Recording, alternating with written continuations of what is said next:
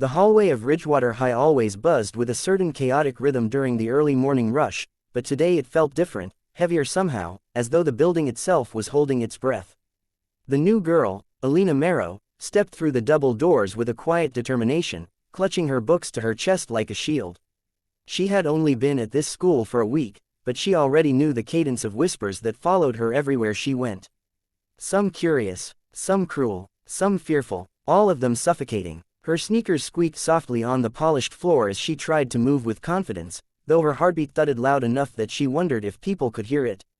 She kept her eyes down, sweeping the lock combinations she'd written in ink on her left wrist, making sure she didn't stop at the wrong one again like yesterday. The memory of students laughing as she tugged on someone else's locker still stung. From the far end of the hallway, a cluster of students parted slightly, like water forming around a stone in the river.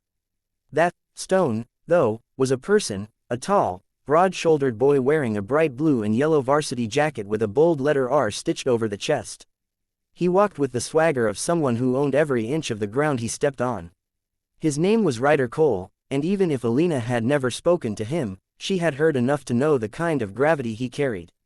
He wasn't just popular, he ruled the hallways with unchallenged authority.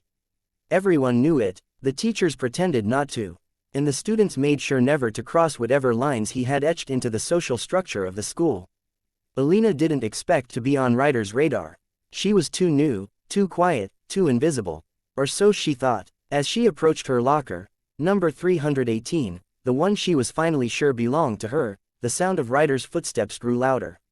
More deliberate, she kept her gaze averted until his shadow fell over her books, swallowing the light from the fluorescent bulbs above.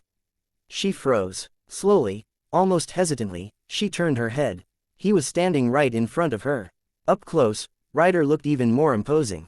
Blonde hair perfectly styled, jaw sharp, dark blue eyes narrowed with an expression that wasn't anger, not yet, but something colder. Something that made her stomach twist. "Alina Marrow," he said, rolling her name around like he wasn't sure he liked the taste of it.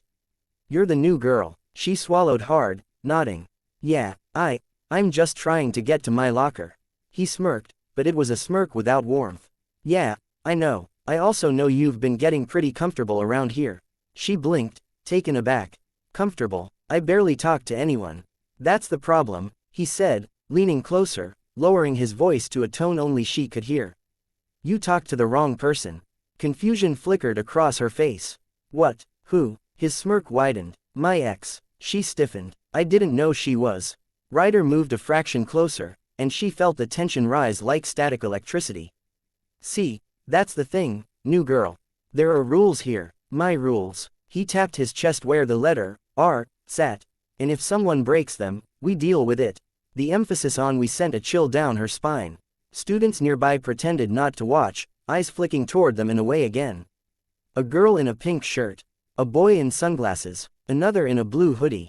They all kept silent, shrinking into the lockers like they were afraid Ryder would turn his attention on them next. "Ryder, I didn't." "Didn't what?" He cut in sharply, brows lifting.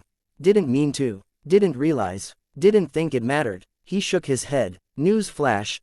Everything matters. Especially when someone's new." Her throat tightened. She wasn't sure what scared her more, that Ryder genuinely believed she'd broken some invisible rule or that he expected her to know better. "I'm not trying to cause trouble," she whispered. "And yet," he said, tapping her book gently but ominously, "here you are. Causing trouble." Alina felt a pulse of frustration underneath her fear. She had dealt with controlling people before, back in her old school, back at home when things got complicated. But Ryder's particular brand of intimidation felt uniquely suffocating. "Look, I'm sorry if there was a misunderstanding," she said, trying to keep her voice steady. Ryder raised an eyebrow. "You think sorry fixes things?" He chuckled lightly, a sound that sent ripples of unease across the hallway. "No, new girl, sorry isn't enough. Not here." His tone shifted subtly, becoming darker. "You see, talking to my ex makes people think I'm losing control. And I can't lose control. Not in this school." Alina tightened her grip on her books. "I don't want to be part of whatever drama you have with her." "You already are," he said. He reached up and placed his hand on the locker door beside her, leaning over her slightly, caging her in without touching her. She felt the metal vibrate faintly under his palm. A few students whispered nervously, but no one stepped forward. "Here's how this works," Ryder said softly. "You stay in your lane. I tell you what your lane is. And you don't step out of it." She forced herself not to recoil. "That's not fair." He smiled. A slow, chilling smile. "Fair," he repeated. "This isn't about fair. This is about order." For a moment, neither of them moved. The hallway hum faded until all Alina could hear was her own heartbeat pounding in her ears.